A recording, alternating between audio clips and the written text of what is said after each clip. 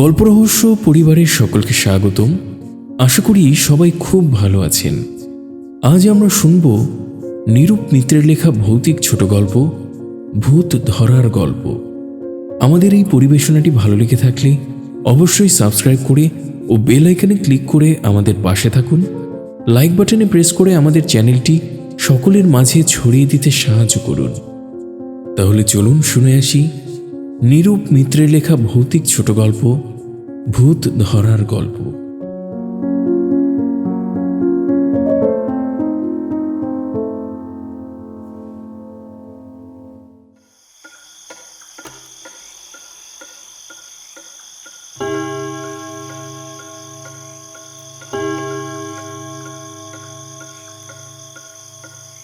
রাত 2টোর ঘণ্টা বাজল পুলিশ লাইনে।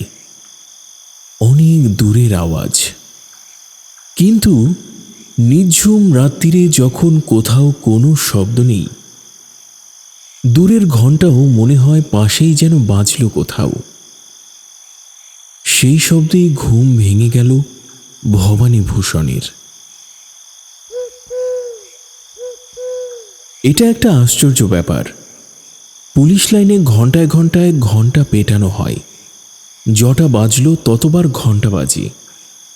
11টায় 11 বার, 12টায় 12 বার, 1টায় 1 বার মাত্র।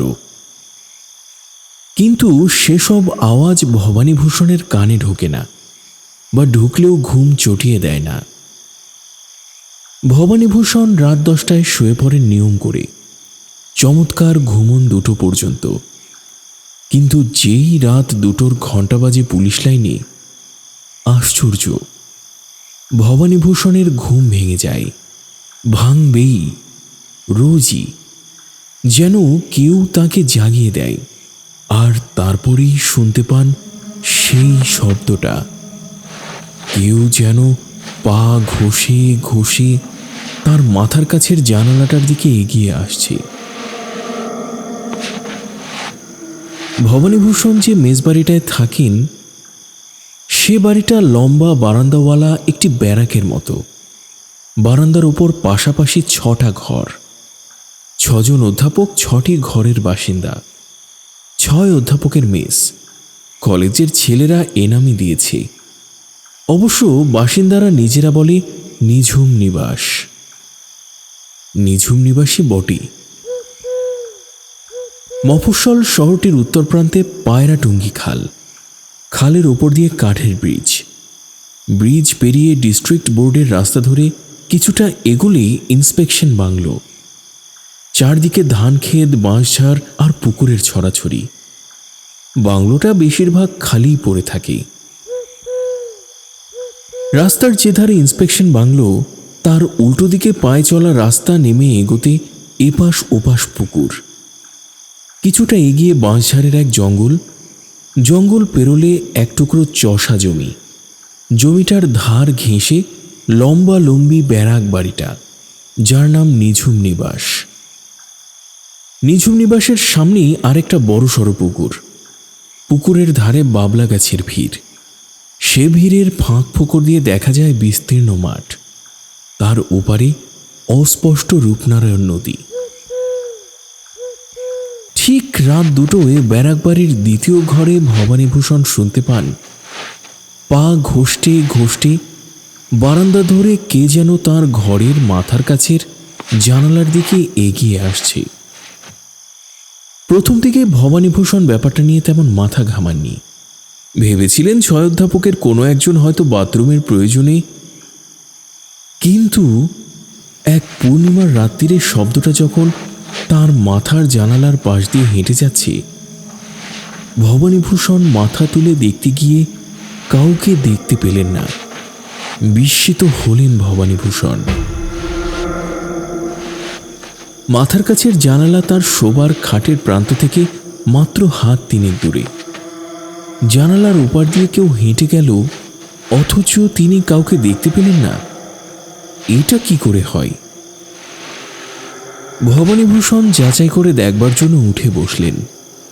তিনি উঠে বসতেই পা ঘষতে হাঁটার শব্দটা থেমে গেল।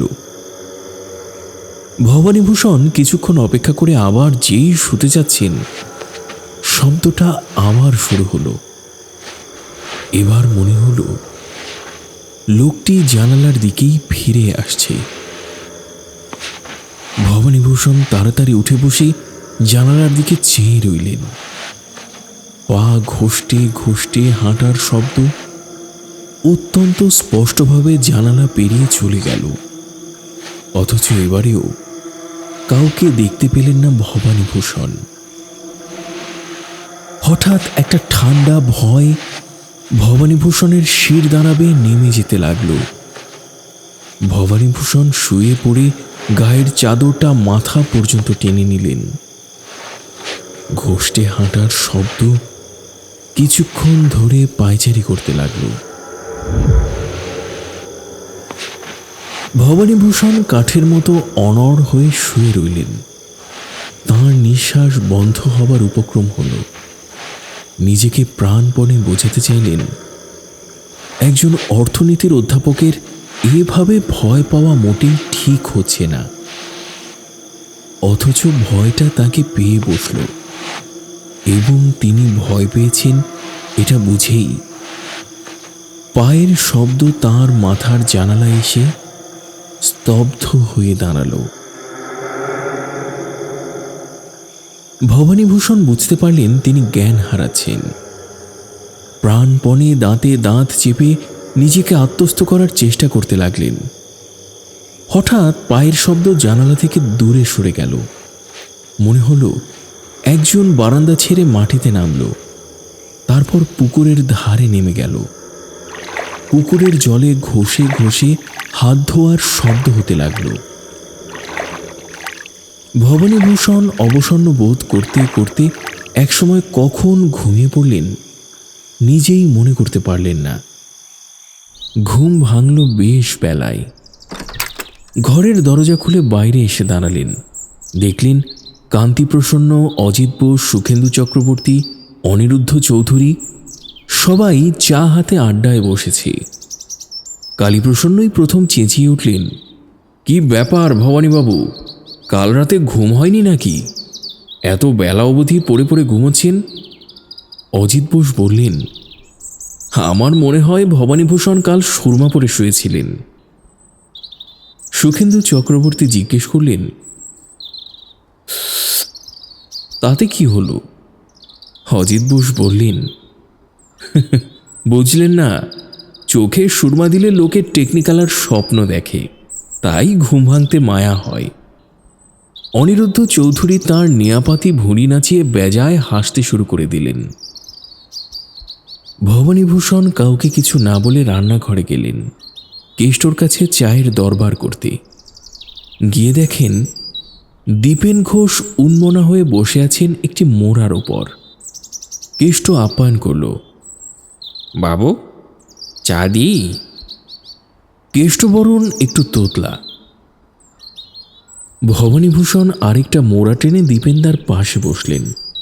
সংকোচের সঙ্গে শুধলেন, আচ্ছা দীপেনদা, কাল রাতে? কথা শেষ করার আগেই দীপেনদা চোখ বড় বড় করে বললেন, আপনিও শুনেছেন তাই না? দীপেনদা বললেন, শুনেছি বই কি, কে যেন হাঁটছে, যাচ্ছে, আবার ফিরছে, তাই তো? ভবানীভূষণ উত্তেজিত হয়ে বললেন, ঠিক তাই। জানেন, আমি তাকিয়ে দেখেছি, শব্দ চলে গেল কিন্তু কোনো লোক নেই। দীপেনদা প্রায় চিৎকার করে উঠলেন, আপনিও কাউকে দেখতে পাননি তাহলে? ভবানীভূষণ উত্তেজিত সুরে বললেন, পাইনি, কিন্তু লোকটা আমার জানালার পাশ দিয়ে বারবার গেল এলো, একসময় স্থির হয়ে দাঁড়ালো। দীপেনদা গলা চালিয়ে গেলেন, একটা ব্যাপার লক্ষ্য করেছেন কি? পায়ের শব্দ শুধু প্রথম 3 ঘরের সামনে ঘোরাঘুরি করছিল, আমার ঘর পেরিয়ে আর বাকিদের ঘরের দিকে যায়নি। ভবানীভূষণ বললেন, আমারও তাই মনে হয়েছে। কি ব্যাপার বলুন তো, ভূত? দীপেনদা মার্কসের ভক্ত, বস্তুবাদী তত্ত্বে বিশ্বাসী। এক কথায় ভূত মানতে রাজি হলেন না। বললেন, আমার সন্দেহ এটি প্রভু জীবনের কাণ্ড। শুনেছেন বোধ হয় ওর মাথা একেবারে বিগড়ে গেছে। রাত বিরেতে বনে বাদারে একা একা ঘুরে বেড়ায়। হয়তো ইদানিং অন্য জায়গায় তাড়া খেয়ে আমাদের এই নিরিবিলি নিঝুম নিবাসের নৈশভ্রমণ করে যায়। ভবানীভূষণ এই সংবাদে আরও চিন্তিত হয়ে পড়লেন। ভূত বরং ভালো, নিজের মনে থাকে, কারোর ক্ষতি করে না, ভয় না পেলেই হলো। কিন্তু পাগলের ঠিক কি? যদি খোলা জানালা দিয়ে। দীপেন্দা বললেন, কথাটা আমাকেও ভাবাচ্ছে। আসুন এক কাজ করা যাক, আজ রাতেও চাঁদ থাকবে, জোরালো চাঁদ। আমরা দুজনেই জেগে থাকব। সেই শব্দটা শুরু হবে, আমি দুবার হাততালি দেব, সঙ্গে সঙ্গে দুজনে একসঙ্গে দরজা খুলি, বুঝলেন তো? প্রস্তাবটা ভবানীভূষণেরও খুব পছন্দ হলো। ঠিক রাত 10টায় শুয়ে পড়লেন ভবানীভূষণ।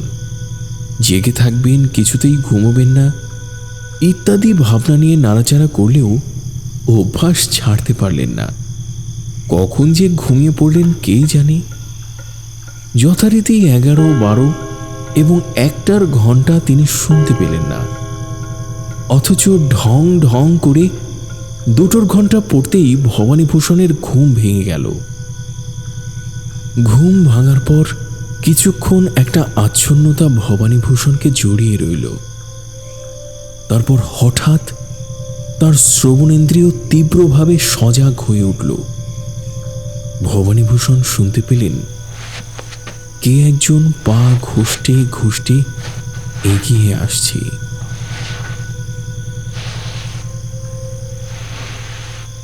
পায়ের শব্দ কান্তিপ্রসন্নর 1 নম্বর ঘরের দিক থেকে এসে 2 নম্বরের ভবানীভূষণের ঘর ছাড়িয়ে 3 নম্বরে দীপেন্দার ঘরের সামনে গিয়ে থামল।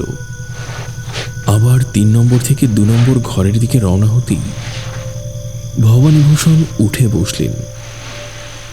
ভবানীভূষণ জানতেন এবারে দীপেন্দা 2বার হাততালি দেবেন,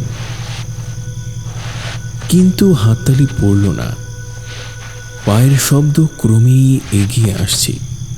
ভবানীভূষণ এমনভাবে বিছানার উপর বসে আছেন যে আগন্তুকের সঙ্গে তার মুখোমুখি দেখা হতে বাধ্য। পায়ের শব্দ ফিরে এসে ভবানীভূষণের জানালায় ঘনিষ্ঠ হয়ে দাঁড়াল। ভবানীভূষণ চেষ্টা করেও চোখ বন্ধ করতে পারলেন না। ঘরের বাইরে দালান জুড়ে ফুটফুটে জ্যোৎস্না, অথচ ভবানীভূষণ কাউকে দেখতে পেলেন না।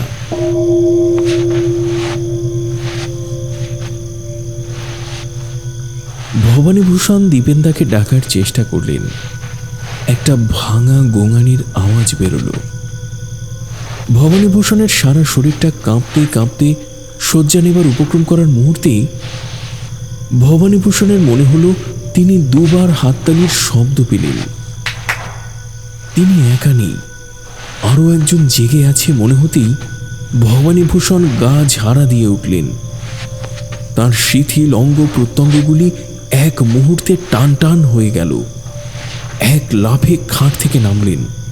দ্বিতীয় লাফে দরজার অর্গল খুলে বারান্দায় ঝাঁপ দিলেন। কিন্তু বারান্দায় নেমেই দেখলেন তিনি একা। দীপেন্দার ঘরের দরজা খোলেনি। হা হা করছে বারান্দায় চাঁদের উজ্জ্বল আলো। কেউ কোথাও নেই।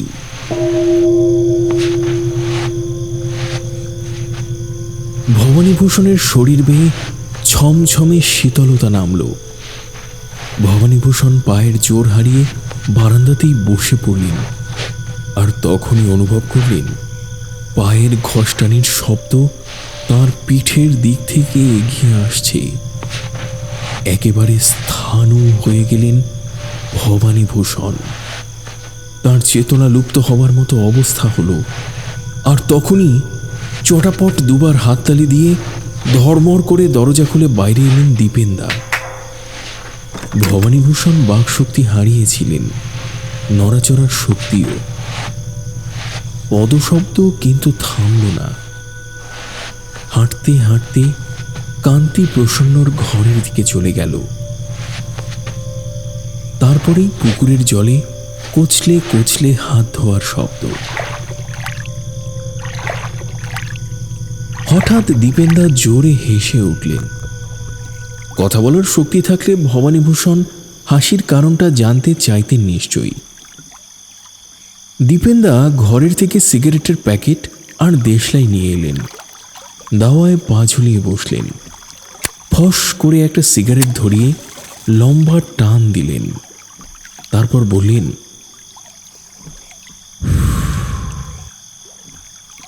ভূত তাড়াতে হলে বারান্দার কাঠের থামগুলোয় আলকাতরা লাগাতে হবে।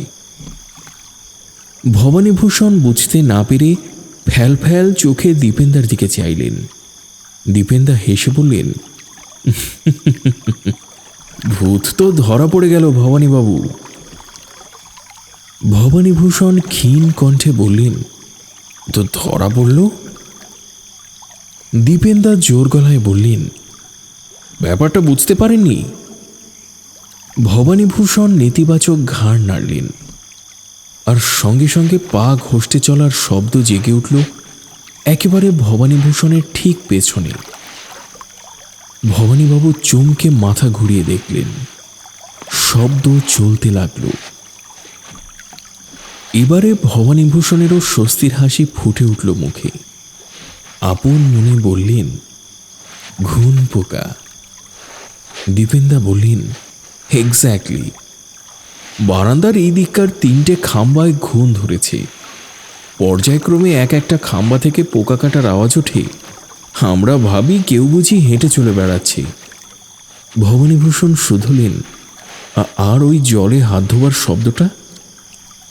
দীপেন্দা বললেন, শুনুন, এখনো হচ্ছে। ওই দেখুন, পুকুরের জলে মাছেরা এক পাল একসঙ্গে ঘাই মারছে। তারই শব্দ।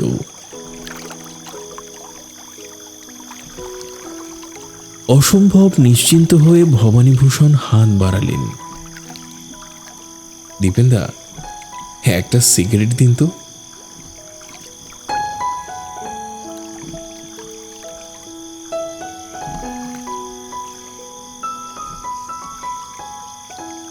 আজ আমরা শুনলাম নিরূপ মিত্রের লেখা ভৌতিক ছোট গল্প ভূত ধরার গল্প।